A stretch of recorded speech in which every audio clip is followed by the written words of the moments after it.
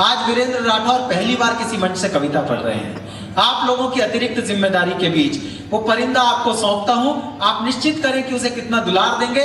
मैं भरपूर तालियों के बीच वीरेंद्र राठौर को पहली बार काव्य पाठ करने के लिए गीता महोत्सव में आमंत्रित करता हूं। जोरदार तालियों में बुलाएं वीरेंद्र राठौर।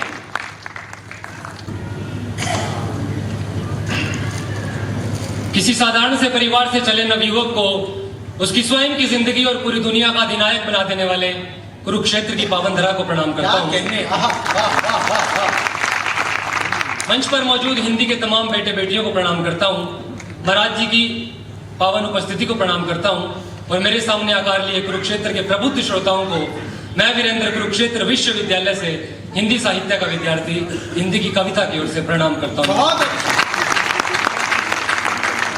पिछले करीबन 10-12 वर्ष से मैं यहीं कहीं कोने में बैठकर के इस कवि सम्मेलन को सुनता आ रहा हूं, लेकिन इस बार ईश्वर की और महाराज जी की कृपा हुई है कि मुझे मंच पर कविता पढ़ने का मौका मिल रहा है।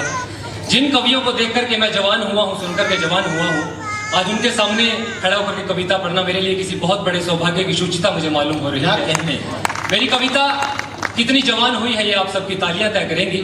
31 अक्टूबर की रात 8:40 पर मुझे पिता होने का सौभाग्य प्राप्त हुआ है। मुझे एक बेटी प्राप्त हुई है, बधाई और बहुत शुक्रिया। तो मैंने हॉस्पिटल में अपनी उस छोटी सी पुत्री के लिए 4 पंक्तियां लिखी थी। जितनी भी बहनें यहाँ पर मौजूद हैं, आप सबके चरणों में रख रहा हूँ, आप सबका भाई सुने। स्वागत वीरेंद्र, स्वागत। के आंगन में एक फूल खिला है जिसकी खुशबू बेटी है, तितली सी उन्मुक्त गगन में उड़ती जाती बेटी है, जाड़े में वह धूप सी खिलती, गर्मी में वो छाँव है, खुशियों का वो ऐसा सागर झूमे जिससे गाँव है, खुशियों का वो ऐसा सागर झूमे जिससे गाँव है, बचपन में जैसे पापा को बुलाती वो इशारों से, पतझड़ में फिर प्रेम हो जैसे फूलों को बहारों से, तुमसे प्यार हुआ है इतना जितना चांद सितारों से, पतझड़ में फिर प्रेम हो जैसे फूलों को बहारों। बहुत अच्छे, बहुत अच्छे, बहुत अच्छे, बहुत शुक्रिया आप सबका जो स्नेह मिल रहा है वो कहीं ना कहीं मेरी साहित्य की यात्रा में मुझे बड़ा संबल देगा, बड़ा स्नेह देगा। और महाराज जी की उपस्थिति है। पिछले वर्ष 23 दिसंबर 2021 को महाराज जी प्रेरणा वृद्धाश्रम में विजिट पर गए थे और वृद्धाश्रम के संस्थापक जय भगवान सिंगला जी का मुझे फोन आया कि महाराज जी आ रहे हैं और आप उनके लिए कोई कविता अगर लिख सको, सुना सको। और मेरा सौभाग्य देखिए, महाराज जी की छाया मैं चाहता था कि ये कहीं से गुजरे और इनकी छाया मुझ पर पड़ जाए, मुझ बालक पर, लेकिन उस कार्यक्रम के माध्यम से महाराज जी की दृष्टि मुझ बालक पर पड़ी, मेरा जीवन सफल हुआ है। आज दूसरी बार मैं इनके समक्ष, इनके सम्मान में, हालांकि इतने बड़े व्यक्तित्व को इतनी छोटी कलम अगर सही से गढ़ पाई हो तो जरा मैं पूरे कुरुक्षेत्र को झूमता देखना चाहता हूँ। तालियों के माध्यम से आइएगा और महाराज जी के श्री चरणों में इस बात की आश्वस्ति दीजिएगा कि हमने भगवान को देखा तो नहीं है लेकिन आपके होने से महसूस अवश्य किया है। तो मैं 4 मुक्तक पढ़ रहा हूँ, उसके बाद मैं स्थान लूंगा क्योंकि समय की सीमा और तमाम बड़े लोगों को हमने सुना है। ये 4 मुक्तक मेरी कमाई है जो मैंने 3 रात जाग कर के लिए महाराज जी के बारे में गूगल पर तमाम जगह पढ़ करके मैंने इनके लिखे हैं। मैं अपनी वो मेहनत सौंप रहा हूँ। मेरा कुरुक्षेत्र, मेरा अपना कुरुक्षेत्र अगर मुझे संभाल लेगा तो मैं जी पाऊंगा, सुनेगा। स्वागत। कि जो समर्पित हुए मन से वो आप हैं। अच्छा, एक एक पंक्ति पर आपकी तालियों का घनत्व तो बढ़े, सुनेगा। कि जो समर्पित हुए मन से वो आप हैं, पुष्प हर्षित हुए जिनसे वो आप हैं, पुष्प हर्षित हुए जिनसे वो आप हैं, गीता गंगा और गाय के रक्षक बने, गीता गंगा और गाय के रक्षक बने, लोग गर्वित हुए जिनसे वो आप, लोग गर्वित हुए जिनसे वो आप हैं। सुनेगा।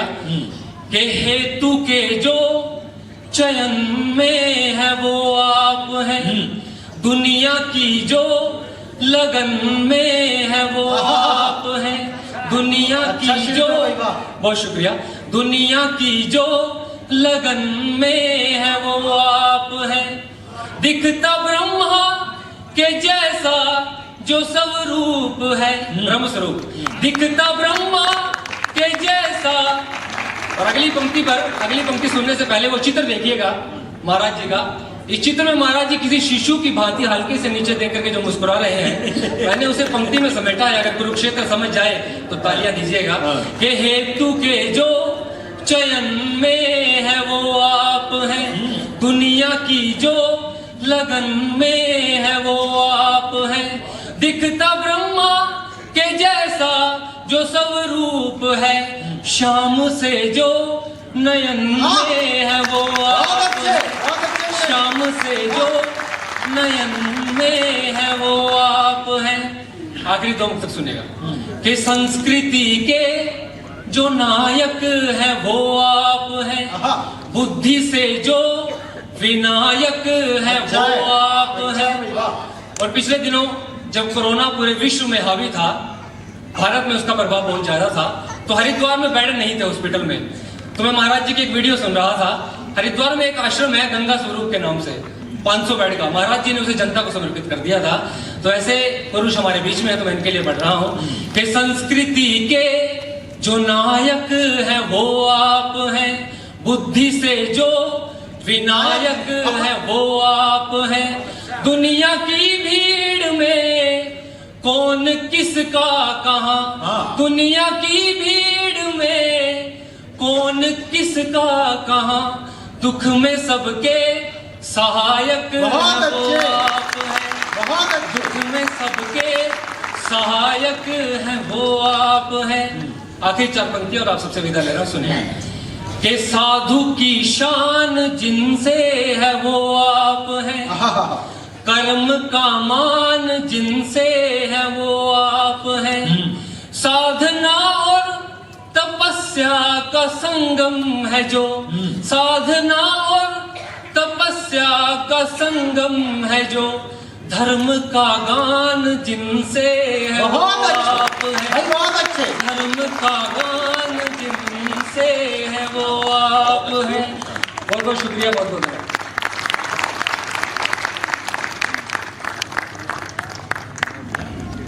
बात तो तय है कि ये पहली बार कविता नहीं पढ़ रहा था, पका पकाया कवि है, सारे टोटके मंच के पता है उसे, लेकिन उसने जो बिटिया पर कविता लिखी उसके लिए मैं चाहता हूं एक बार पूरा सदन जोरदार तालियां अतिरिक्त आशीर्वाद दे।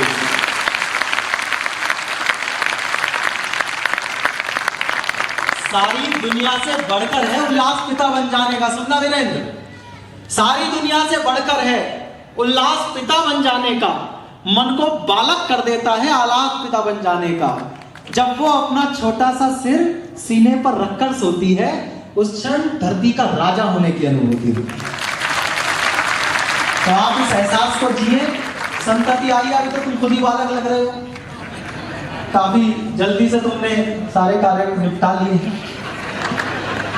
महाराज जी के लिए जो उन्होंने कविता लिखी वो भी शानदार थी, उसका शिल्प अद्भुत था, उसमें जो प्रयोग थे, पीछे से अनिल अग्रवंशी जी ने आपको माला पहनाई और सीता जी उसकी तारीफ कर रही थी उसके तुकांतों की, तो इसका मतलब तुमने कुछ तो सिद्ध कर लिया है। मैं तुम्हें बहुत आशीष देता हूं मंच की ओर से।